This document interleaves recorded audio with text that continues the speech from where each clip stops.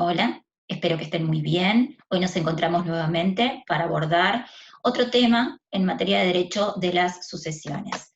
Para eso vamos a compartir pantalla y vamos a ir analizando un PowerPoint para explicarlo de una manera más gráfica. Bien, hoy vamos a conversar sobre acción de colación. Es un tema, como ven ahí en el dibujo del extremo superior, que se refiere a la igualdad. Y esto es lo que nos tiene que quedar claro al momento de empezar a abordarlo. Este tema está ubicado en el libro quinto de sucesiones del Código Civil y Comercial, en el título octavo, capítulo tercero. Y lo van a encontrar a partir del artículo 2382.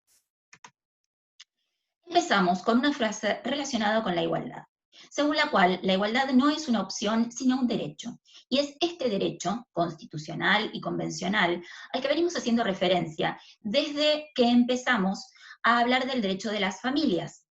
Y así como es un derecho fundamental en cuestiones de derecho de las familias, también lo es en materia de derecho de las sucesiones.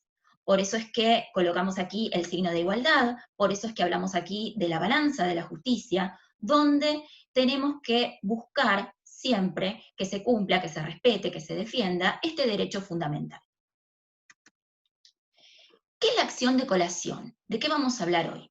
La acción de colación ha sido definida por distintos autores como el acto por medio del cual un heredero legitimario exige que otro heredero legitimario lleve a la masa partible el valor de una donación que le hizo en vida el causante.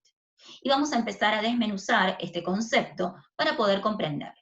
Decimos que es un acto y es una acción que se reclama por la vía judicial, a través de un proceso judicial.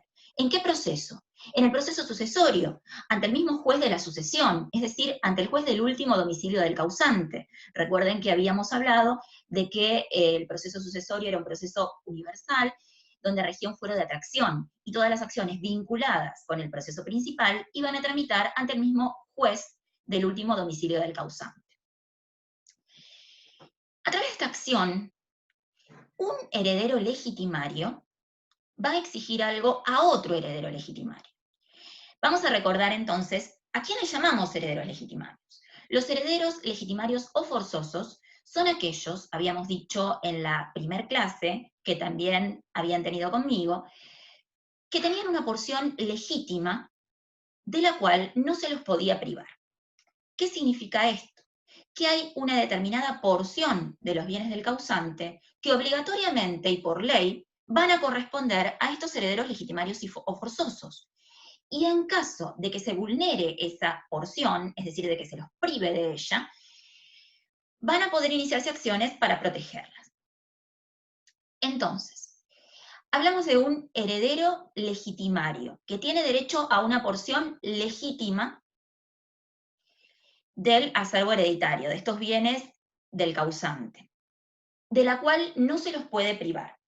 ¿Quiénes eran estos herederos legitimarios o forzosos? Habíamos dicho que eran descendientes, ascendientes y cónyuge supérstite. ¿De qué podía disponer el causante a través de un testamento entonces? Solo de su porción disponible, solo de aquello que excede a la porción legítima. Estos herederos legitimarios o forzosos, entonces, tienen que estar en una situación de igualdad. Tienen que recibir la misma cantidad de bienes. Y si no lo hacen, entonces existen determinadas acciones o remedios dentro del Código Civil y Comercial para subsanar esta situación, porque debe asegurarse la igualdad entre ellos. ¿Qué exige un heredero legitimario forzoso a otro heredero legitimario forzoso en este caso? Que lleve a la masa partible, es decir, aquella comunidad de bienes, a aquella comunidad, aquella indivisión, aquella masa que se va a dividir, el valor de una donación que le hizo en vida el causante. El causante es la persona fallecida. En vida donó determinados bienes o un bien determinado a un heredero legitimario forzoso. Esos bienes que le donó se consideran un anticipo de herencia. Por lo tanto, al momento de la muerte del causante y antes de la partición, el valor de esos bienes se va a llevar a la sucesión para realizar esta operación aritmética que me va a determinar qué es lo que recibe cada uno. ¿Para qué? Para que todos ellos reciban porciones iguales, equivalentes, aquello que les corresponde. Entonces, acá hay otra pauta en relación a esta acción. Se trata de una acción donde voy a llevar a la masa partible no el bien que recibí o los bienes que recibí objeto de donación, sino que voy a llevar el valor de los mismos. De esta manera, no es una acción que tenga efectos rey persecutorios o donde se persiga la cosa que tiene que ser llevada a la sucesión. Se lleva el valor y se realizan operaciones aritméticas, matemáticas, para determinar qué monto va a recibir cada uno y que ellos reciban valores equivalentes. El concepto habla de una donación. ¿Por qué? Porque el Código de Vélez solamente hacía referencia a esta acción en materia de donaciones. El Código Civil y Comercial incluye también otras liberalidades o beneficios que no son donaciones. Por eso es que esta acción se aplica no solo a las donaciones recibidas en vida por un heredero legitimario por parte del causante, sino también por otras liberalidades o beneficios que ha recibido en forma gratuita y que también debería colacionar, es decir, de los cuales también debería llevar el valor para determinar cuál es esa masa partible a dividir. Esa donación, reitero, debe haber sido hecha en vida por el causante y se considera un anticipo de herencia. Por lo tanto, al momento de la partición, debo llevar su valor para asegurar la igualdad entre coherederos forzosos. Ahora, ¿todos los herederos legitimarios pueden exigir la colación y están obligados a colacionar? Es decir, ¿pueden ser sujetos activos y pasivos de esta acción? No.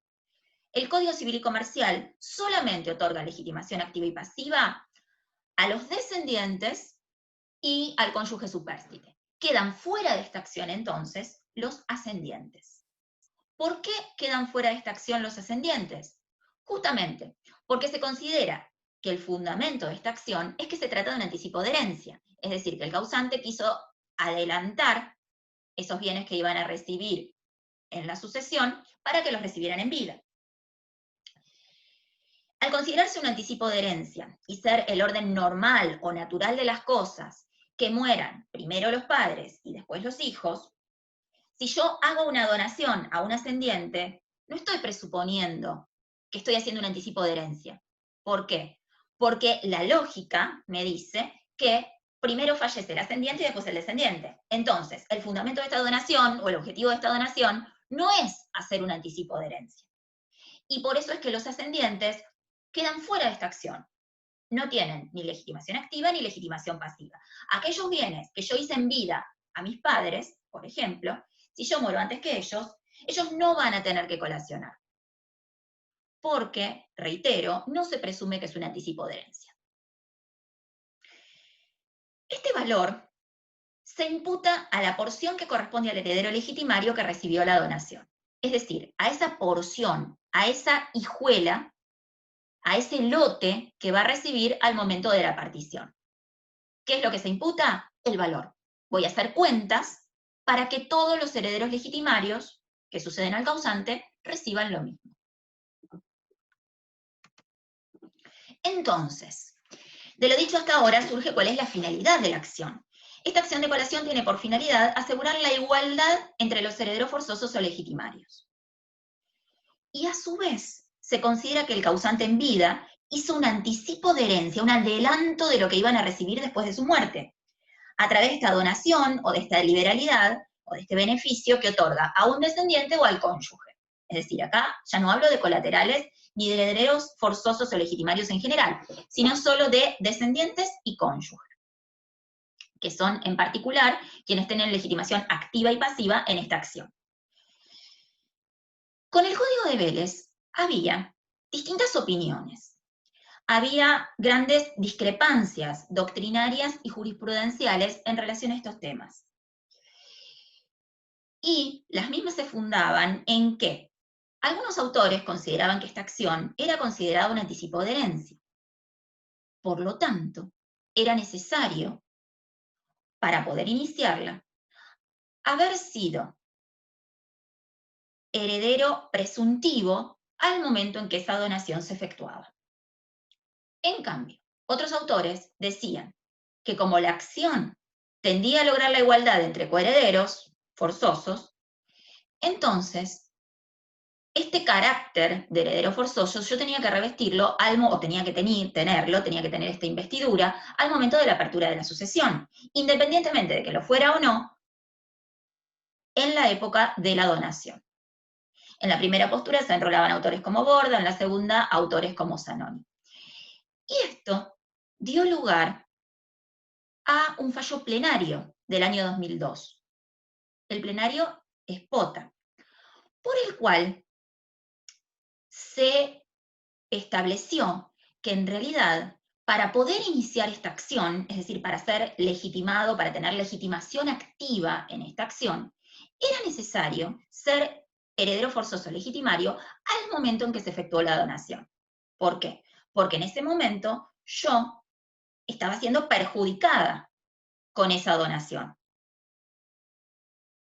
¿Sí? Entonces, este plenario adoptó esa postura. Era necesario revestir el carácter de heredero forzoso legitimario al momento de iniciar la acción. ¿Por qué fue necesario dictar un fallo plenario? Por esto de que había grandes discrepancias doctrinarias y jurisprudenciales en este tema.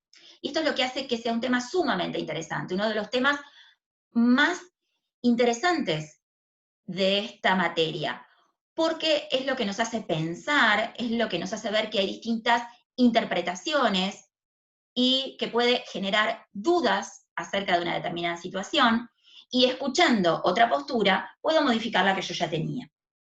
Es decir, los temas que dan lugar a distintas interpretaciones son aquellos que más me ayudan a pensar y a formar mis propias opiniones. Por eso es que es tan interesante y tan lindo este tema que estamos abordando.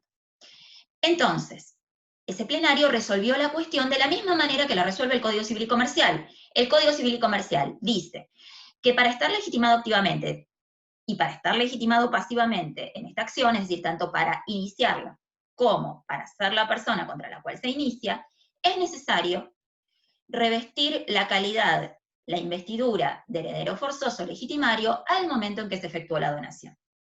Y hoy por hoy, ambos son fundamentos de la acción.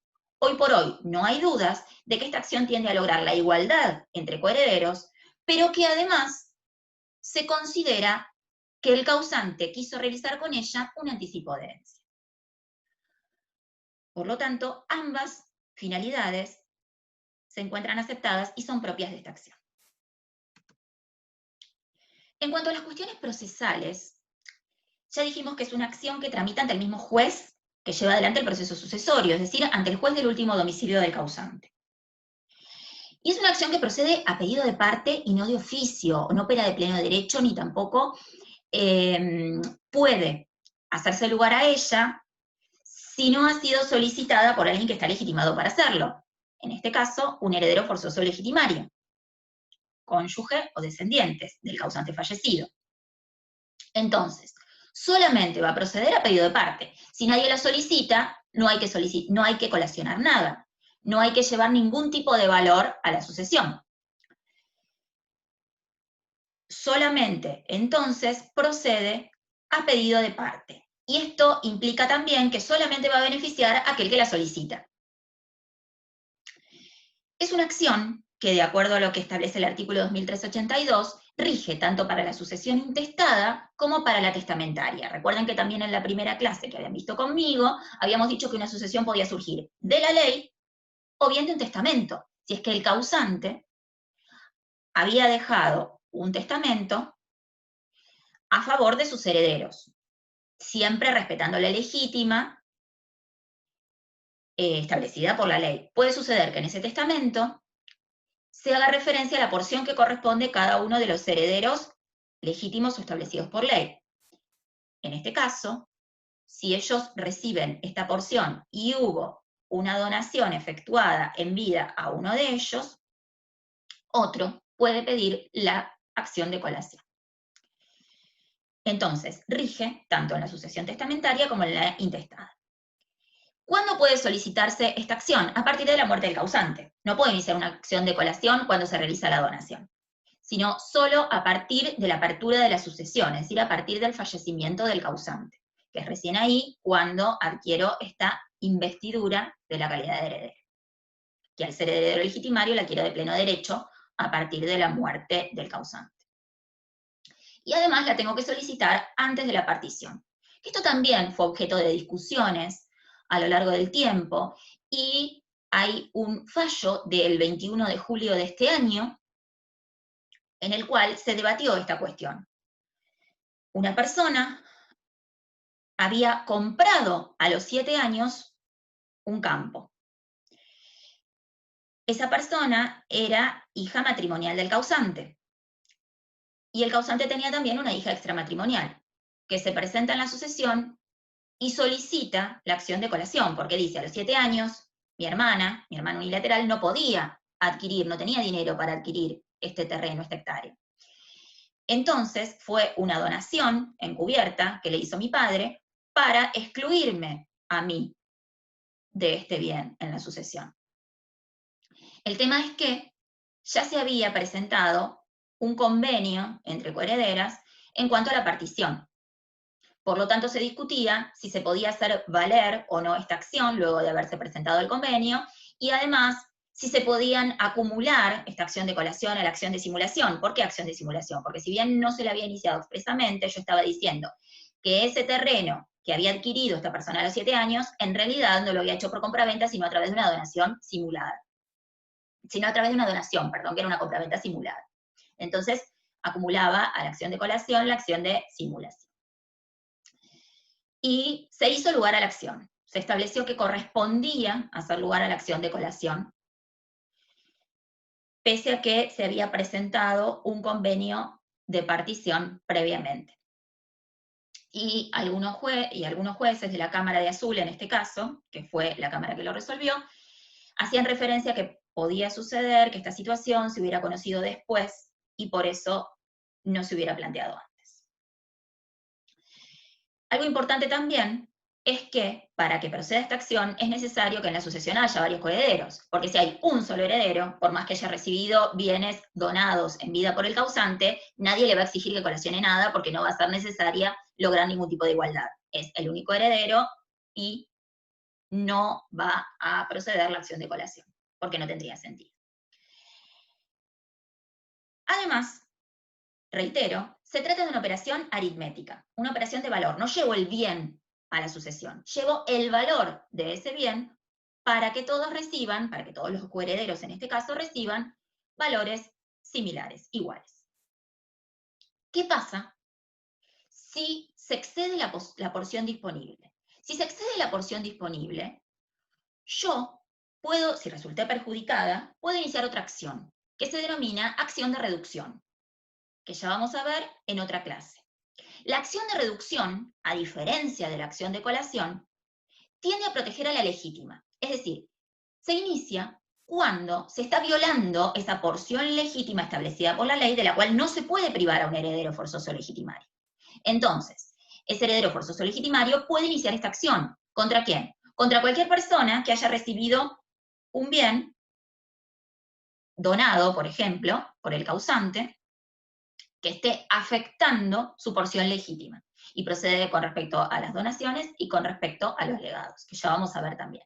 Pero bueno, son acciones diferentes porque tienen una finalidad diferente. La acción de reducción tiende a proteger a la legítima y se va a iniciar solamente si esa donación excede la porción disponible.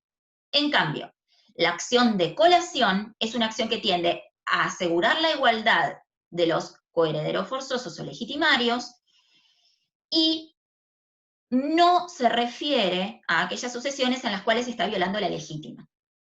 ¿Sí? Porque para proteger la legítima yo tengo otra acción específica que es la acción de reducción. Entonces, como veníamos diciendo, ¿quiénes están legitimados activamente para iniciar esta acción? Conforme al artículo 2395 del Código Civil y Comercial, la pueden iniciar descendientes del causante y el o la cónyuge del o la causante fallecida. ¿En qué momento deben revestir esta condición? Al momento en que se efectuó la donación. ¿Por qué? Porque se considera un anticipo de herencia y porque esta persona, al momento de efectuarse la donación, resultó perjudicada con ella. Porque esto hace que, al momento de la sucesión, reciba una porción menor. Entonces, esa condición de heredero presuntivo, descendiente o cónyuge del causante, debe revestirse al momento en que se efectuó la donación. Esta fue la solución del plenario Espota del año 2002, que fue receptada por el Código Civil y Comercial. ¿Y quién es el legitimado pasivo? Es decir, ¿contra quién se inicia esta acción?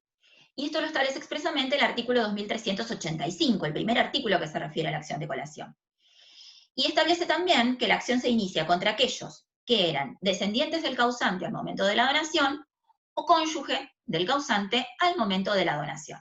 Recordemos que si los cónyuges estaban bajo un régimen de comunidad, no pueden realizarse donaciones. Esto se va a referir, por ejemplo, a convenciones matrimoniales. En cambio, si se encontraban bajo un régimen de separación de bienes, tranquilamente podrían haberse realizado donaciones entre ellos.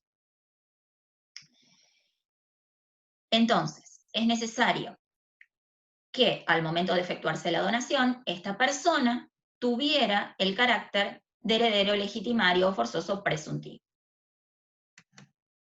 Entonces, ¿quién no debe colacionar? No debe colacionar el o la renunciante de la herencia. Recuerden que en una clase anterior habíamos visto que existía un derecho de opción, por el cual yo no estaba obligada a aceptar la herencia. Podía aceptarla o podía renunciar a ella. Si yo renunciaba a la herencia, se consideraba que nunca había sido heredera. Por lo tanto, si nunca fui heredera, no estoy obligada a colacionar los bienes que me donó en vida el causante. En segundo lugar, él o la descendiente del heredero legitimario que recibió una donación tampoco debe colacionar. ¿Por qué? Porque en realidad no era heredero presuntivo legitimario forzoso al momento en que se le donó el bien. ¿A qué me refiero con esto? Me refiero a que, por ejemplo, un abuelo le donó una casa a un nieto, estando vivo el padre. Entonces, ese nieto no era en ese momento heredero legitimario forzoso, lo era su padre. Entonces, ese bien que se le donó en vida no debe ser objeto de colación, salvo que haya derecho de representación y que existan bienes donados por el causante al padre a quien está representando. ¿Qué significa el derecho de representación? Que tampoco lo hablamos aún. Ese derecho de representación implica que si una persona no quiere o no puede aceptar una herencia, puede representarlo otra persona en su lugar, por ejemplo, un descendiente. Es decir, si muere antes el hijo que el nieto, al morir el abuelo, ese nieto va a ir a la sucesión por derecho de representación de su padre. ¿Qué es lo que debe colacionar ese nieto en ese caso? Si recibió, reitero, un bien en vida por parte de ese abuelo cuando su padre estaba vivo, entonces no lo debe colacionar. Ahora, si ese padre al que está representando fue quien recibió un bien donado por parte del causante, entonces ese bien sí lo colaciona. Es decir, va a colacionar los bienes que hubiera tenido que colacionar su padre si estuviera vivo. ¿Por qué? Porque son bienes que donó en vida su abuelo a su padre. Y lo está representando, está ocupando el lugar del padre. Entonces, al estar ocupando el lugar del padre, tiene que colacionar todo aquello que su padre hubiera tenido que colacionar de estar vivo. ¿Sí? Entonces, no colaciona los bienes que recibió él como nieto, pero sí los que recibió en vida su padre a quien está representando. Porque está ocupando el lugar de la persona a la cual está representando. Y esto se da no solo en caso de muerte, sino también en caso de renuncia, en caso de indignidad, como vamos a ver después. Tampoco debe colacionar el o la cónyuge que aún no lo era al momento de la donación. Es decir, si yo doné un bien en vida a una persona y después me caso con ella, no está obligado a colacionarla. ¿Por qué? Porque no se considera un anticipo de herencia, porque aún no era heredero forzoso legitimario, porque aún no estábamos casados. Tampoco debe colacionar él o la descendiente que no era heredero presuntivo al momento de la donación. Esto que decíamos hoy, si esta persona, este nieto, recibió un bien en donación por parte del abuelo y estaba vivo su padre, entonces, al momento de recibir esa donación, no era heredero forzoso legitimario presuntivo. Por lo tanto, no se considera un anticipo de herencia y no está obligado a colacionar. Tampoco deben colacionar acreedores y legatarios, porque no son herederos legitimarios y no se considera que se está haciendo sobre ellos un anticipo de herencia. Y por último, dice el código, tampoco debe colacionar el o la cónyuge del heredero. Es decir, si el causante realizó una donación a él o la cónyuge del heredero, ese bien no se debe colacionar, porque ese cónyuge del heredero no es heredero forzoso legitimario. Ahora, si la donación fue conjunta a ambos cónyuges, entonces el heredero legitimario forzoso va a colacionar por la parte que recibió, por su 50%, por ejemplo.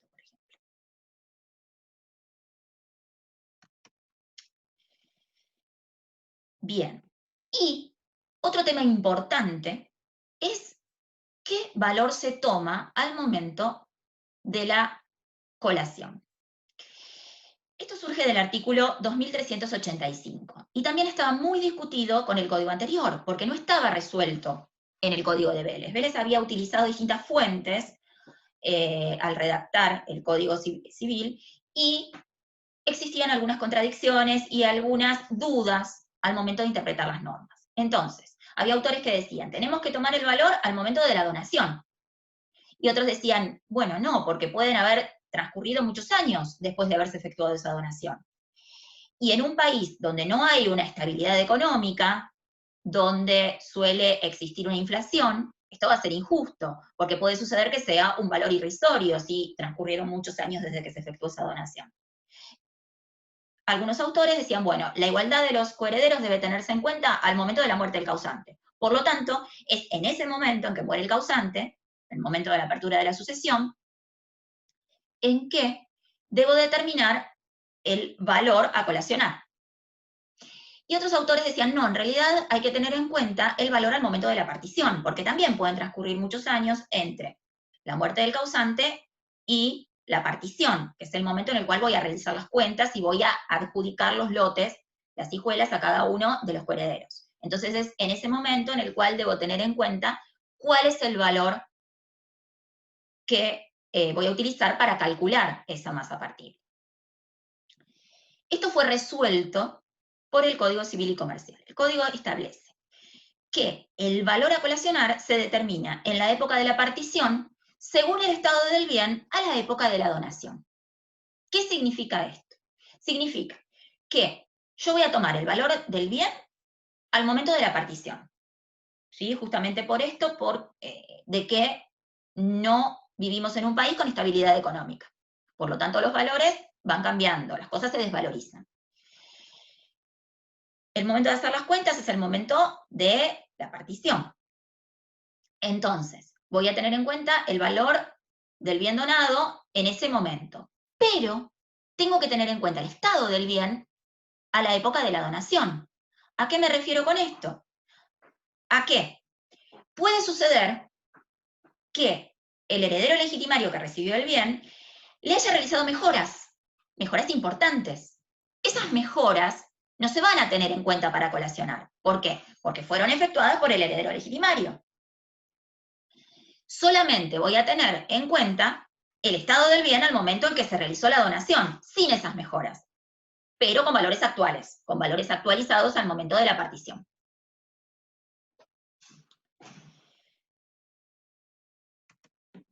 Bien, y decíamos al principio de la clase que no solamente se incluyen donaciones, sino también otros beneficios, y esto surge del artículo 2391. También se pueden colacionar los beneficios recibidos por él o la cónyuge y los o las descendientes del causante a consecuencia de convenciones hechas con el difunto que tuvieron por objeto procurarles una ventaja particular.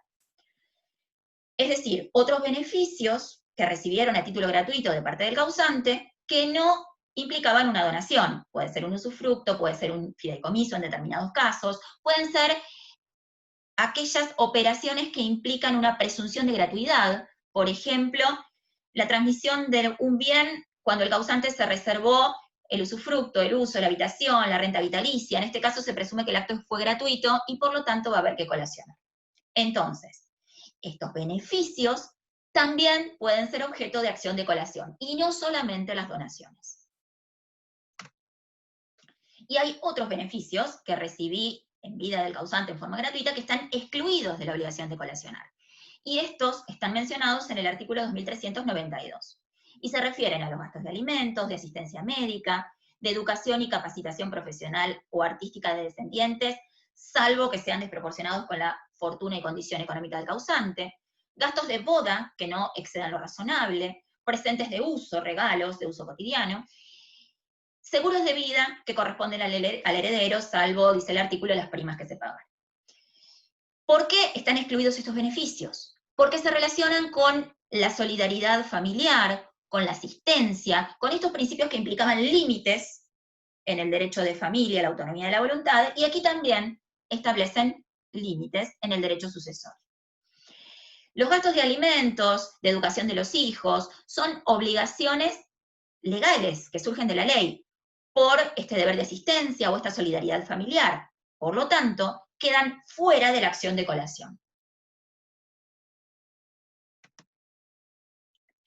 Y el artículo 2385 establece expresamente que no se colaciona en caso de dispensa establecida expresamente por el causante, es decir, el causante por donación o testamento puede dispensar de colacionar, o en caso de cláusula expresa de mejora. Esa dispensa de colación puede implicar una mejora a un heredero legitimario forzoso. ¿Qué es la mejora? Es esto que le dejo sobre mi porción disponible, por lo cual quiero que reciba un poco más de lo que recibe otro heredero legitimario forzoso. Entonces mejoro su porción, pero siempre dentro de los límites de mi porción disponible, dentro de aquello de lo cual puedo disponer por esta autonomía de la voluntad. ¿Por qué? Porque si yo excedo esa porción disponible y violo la legítima, entonces esto puede ser objeto de acción de reducción, que es una acción de protección de la legítima, ¿sí? Como decíamos hoy. Entonces, el causante puede dispensar de colación, dispensar de colacionar, o establecer una cláusula de mejora. Pero en estos casos, reitero, no puede violar la legítima. Y esto puede hacerlo por donación o por testamento. Con el código anterior solamente se mencionaba la posibilidad de hacerlo por donación. Hoy se puede hacer de cualquiera de las dos formas. No se debe colación tampoco en caso de que haya perecido la cosa donada sin culpa del donatario. ¿Sí? Si se perdió, si se destruyó, si desapareció la cosa donada sin culpa del donatario, entonces no está obligado a colacionar. Ahora, sí está obligado a colacionar en caso de que haya percibido por ello una indemnización, o en caso de que una indemnización haya subrogado el valor de esa cosa.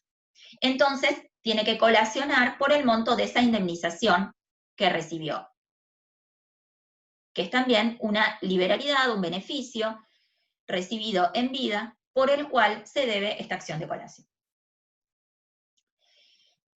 Además, el donatario no debe colacionar por los frutos del bien donado, es decir, los frutos que produjo ese bien donado son del donatario. Ahora, sí debe los intereses por el valor desde la interposición de la demanda. Esos intereses son debidos por ese heredero legitimario. ¿A partir de cuándo? A partir de la interposición de la demanda. ¿Cuál es el modo de realizar esta colación? Y esto está establecido en el artículo 2396 del Código Civil Comercial. La colación se efectúa sumando el valor de la donación al de la masa hereditaria, después de pagadas las deudas, y atribuyendo ese valor en el lote del donatario. Es decir, la cuenta que yo tengo que hacer, la operación aritmética que yo tengo que hacer para llegar al líquido partible, a eso que tengo que dividir es activo, bienes, cosas, créditos, menos pasivo, deudas, cargas, más donaciones. Esas donaciones que debo colacionar. Y esto me va a dar el líquido partible. Es decir, las donaciones suman a ese activo menos ese pasivo. Y por eso es que hablamos de una operación aritmética. Y lo explico con un ejemplo para que se entienda mejor. Muere el causante y su patrimonio está formado por bienes por 500.000 pesos. Pero resulta que tiene 2 hijos y a uno de ellos le había donado en vida una casa por 100.000 pesos. ¿Sí? Esa casa vale 100.000 pesos. Entonces, el monto a dividir, el líquido partible, no van a ser esos 500.000 pesos que estaban en su patrimonio al momento de la muerte. Van a ser 600.000 pesos, porque yo a esos 500.000 le voy a sumar, suponiendo que no hay deudas, los 100.000 de la casa que se donó en vida a uno de los hijos. Ese hijo va a traer esos 100.000 pesos que vale la casa, entonces, de esos 500.000, ¿cuánto se va a llevar? 200.000 más los 100.000 que ya se había llevado en vida, con esa donación. Y el otro hijo se va a llevar de esos 500.000, 300.000. Entonces, se asegura la igualdad entre coherederos forzosos. Y otro tema, que también ha sido objeto de discrepancias doctrinarias y jurisprudenciales con el código anterior, es la prescripción de la acción. Hoy por hoy, no hay dudas de que se trata de una acción personal, que no tiene efectos repersecutorios, que no tiene por objeto llevar el bien o la cosa a la sucesión, sino su valor. Por lo tanto, el plazo de prescripción es de 5 años, que es el plazo genérico, que se cuentan a partir del fallecimiento del causante, porque yo no puedo intentar la acción de colación antes de la muerte del causante. Solamente puedo iniciarla después del fallecimiento, es decir, después de la apertura de la sucesión. Esto surge del artículo 2560 del Código Civil y Comercial. Con el código anterior, hablamos de un plazo de prescripción de 10 años, que era el plazo genérico para acciones personales. Hoy por hoy se redujo a 5. El problema surgía cuando esta acción de prescripción, de colación, se acumulaba a la acción de simulación, a esta venta simulada, que en realidad había sido una donación hecha por un padre a un hijo, con el formato de compraventa. Pero en realidad yo quiero demostrar que el hijo no tenía bienes para adquirir esa cosa que se le donó, y por eso es que en realidad no fue una compraventa, sino una donación simulada. En este caso, si se acumulaban las acciones, esa acción de simulación tenía un plazo de prescripción de 2 años. Entonces se discutía cuál era el plazo que se tomaba para la prescripción. Si el de la simulación, que tenía un plazo más breve, o el de la colación, que tenía un plazo de prescripción mucho más amplio. Esto fue resuelto también por un fallo plenario, por el plenario Arce del año 2011, según el cual, en estos casos, debía tomarse el plazo de prescripción de la acción de colación cuando se acumulaba la acción de simulación. Entonces no se tomaban los 2 años. Hoy por hoy no se van a tomar los 2 años, se van a tomar los 5 años de la acción de colación. Entonces es otro tema en el cual también se tuvo que dictar un fallo plenario para unar criterios, para unificar criterios entre las distintas salas de las cámaras de apelación. ¿Y cuáles son las diferencias con la acción de reducción? Que ya algo de esto mencionamos. Pero el código se refiere expresamente en el artículo 2386 a las donaciones inoficiosas, es decir, aquellas donaciones que violan la legítima, que violan esta porción de la cual no se puede privar a los herederos forzosos o legitimarios. En este caso, entonces, si hay una donación inoficiosa, si hay una donación que viola la legítima, puedo iniciar una acción de reducción, que es la acción típica, la principal, de protección de la legítima, sin perjuicio de que hay otras. La acción de reducción, entonces, a diferencia de la acción de colación, tiene por objeto proteger a la legítima. La acción de reducción, la acción de colación, dijimos, que tiene por finalidad, tiene por objeto, asegurar la igualdad entre coherederos forzosos. Entonces, ahí vemos que las finalidades son distintas. Para iniciar una acción de colación, no es necesario que esté violada la legítima. Para iniciar una acción de reducción, sí, porque este es su objetivo, proteger a la legítima. Además, la acción de reducción puede ser iniciada por cualquier heredero legitimario, también por ascendientes. ¿Y contra quién? Contra alguien que puede ser heredero legitimario o no, puede ser también un tercero. Es decir, cualquier acto, donación o de testamento, que viole la legítima puede ser objeto de acción de reducción. En cuanto a la acción de colación dijimos que no, que el legitimado activo era descendiente o cónyuge al momento de la donación y que el legitimado pasivo también era descendiente o cónyuge al momento de la donación. Y por último, la acción de reducción tiene efectos reipersecutorios, es decir, se lleva a la sucesión, al momento de la partición, el bien donado, la cosa, y no su valor. En cambio, en la acción de colación, lo que llevo es el valor. Se trata de una operación aritmética y no de perseguir un bien donado. No llevo la cosa en la colación, sino el valor. Por eso es una acción personal que no tiene efectos reipersecutorios. Y el Código Civil y Comercial, también a diferencia del código anterior, se refiere a la colación de deudas. Este era un tema que no estaba regulado en el Código de Vélez, y sí lo está, en forma expresa, en el Código Civil y Comercial, en los artículos 2397 en adelante. En este caso, se colacionan a la masa partible, las deudas de uno de los coherederos en favor del causante. Es decir, uno de los coherederos tiene deudas en vida con relación al causante, le debe dinero y no se la pagó, y el causante muere. Entonces, esas deudas tienen que ser pagadas y pueden ser colacionadas. Esas deudas no fueron pagadas voluntariamente durante la indivisión, ni antes de la muerte del causante ni después, ni tampoco en forma voluntaria durante la indivisión, porque puede suceder que ese coheredero se presente en la sucesión y diga, yo le debía tanta plata al causante, acá la pago. Entonces se pagan en forma voluntaria al momento de la indivisión. Si esto no se hizo, y después de la indivisión, al momento de la partición, estas deudas continúan vigentes, entonces otro coheredero puede exigir la colación de esas deudas, aunque aún no estén vencidas al momento de la partición. ¿Cuándo puede exigirse la colación de deudas? A partir del momento de la partición. Los coherederos no pueden pedir la colación de deudas antes de la partición. Ese es el momento de hacerlo, porque así lo establece expresamente el código. Los coherederos no pueden exigir el pago de la deuda antes de la partición. Entonces, ese coheredero que tenía una deuda con el causante va a recibir menos. ¿Por qué? Porque se le va a descontar del valor de lo que recibe lo que le debía. ¿Qué ocurre si ese coheredero era al mismo tiempo deudor y acreedor del causante?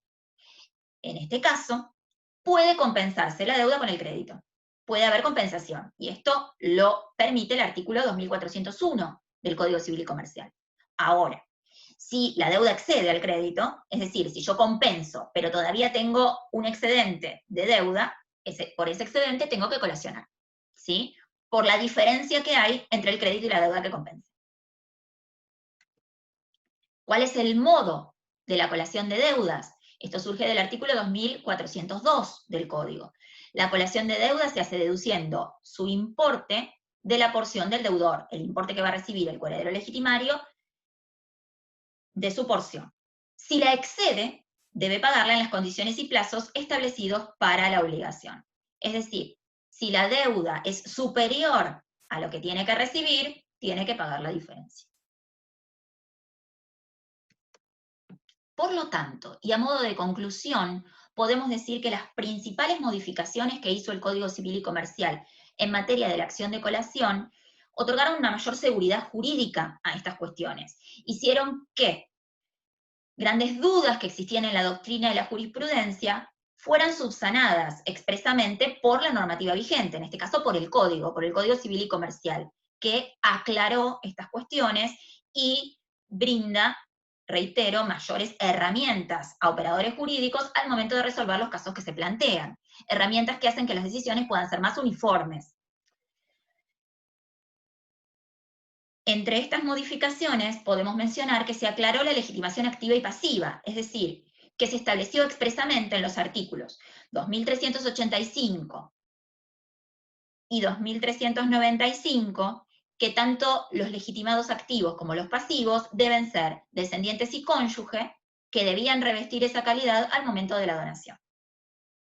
Si era un descendiente que aún no había nacido, entonces después no puede ser sujeto activo, perdón, de la acción. Es decir, una persona le dona un bien en vida a un hijo y después de 5 años nace otro hijo. Ese otro hijo, al momento de la muerte del causante, no puede exigir la colación de esa donación. ¿Por qué? Porque al momento de ser efectuada esa donación, él no había nacido aún. No era heredero presuntivo legitimario, por lo tanto no estuvo perjudicado por ese acto. Y el causante no quiso realizar un anticipo de herencia porque todavía no sabía ni siquiera que iba a existir. Esta es la lógica, este es el fundamento de esta acción. Se aclara cuál es el valor que se toma y en qué momento se toma ese valor. Recuerden, al momento de la partición, pero teniendo en cuenta el estado del bien al momento en que se efectuó la donación, sin computar, por ejemplo, las mejoras que hizo el donatario a lo largo del tiempo. Y además, se regula expresamente lo que tiene que ver con colación de deudas, que en el Código de Vélez no estaba regulado, no estaba expresamente previsto, sin perjuicio de lo cual algunos autores consideraban que se debía llevar a cabo, que existía, y otros consideraban que no. Hoy por hoy se regula expresamente este tema. Por lo tanto, y como siempre, termino con una frase. En este caso, libres son quienes crean, no quienes copian. Libres son quienes piensan, no quienes obedecen. Enseñar es enseñar a dudar. Y, como les decía al principio de la clase, este es uno de los temas más interesantes del derecho de las sucesiones, porque nos hace pensar, porque es un tema que da lugar a distintas opiniones, a distintas interpretaciones, que ha generado dudas a lo largo del tiempo, y que esto hace que formemos nuestra propia opinión y que muchas veces escuchando opiniones diferentes la modifiquemos, la cambiemos. Si bien es importante que el Código Civil y Comercial vino a subsanar muchas de estas dudas, a arrojar luz sobre estos temas y a otorgarnos mayores herramientas para lograr una mejor, una mayor seguridad jurídica, esto no significa que tengamos que dejar de pensar sobre estas cuestiones. ¿Por qué? Porque ya hemos visto a lo largo de todas las clases que se han planteado numerosas acciones de inconstitucionalidad sobre distintos institutos, eh, sin perjuicio de que el código se redactó a la luz de principios constitucionales y convencionales vigentes, de acuerdo a esta constitucionalización y convencionalización del derecho civil y del derecho de las familias. No obstante ello, se fueron planteando igualmente inconstitucionalidades de artículos del código. Y al mismo tiempo, por más que yo no tenga la posibilidad o no considere que sea una norma inconstitucional o contraria a un tratado internacional de derechos humanos con rango constitucional, puedo pensar que esa disposición no es adecuada o puedo no estar de acuerdo con esa forma de regular ese instituto y puedo proponer posibles cambios o modificaciones futuras. Por lo tanto, estos institutos son los que nos hacen pensar, los que nos hacen dudar y los que nos hacen o nos dan la posibilidad de proponer posibles modificaciones para mejorar estas cuestiones o estas regulaciones en un futuro.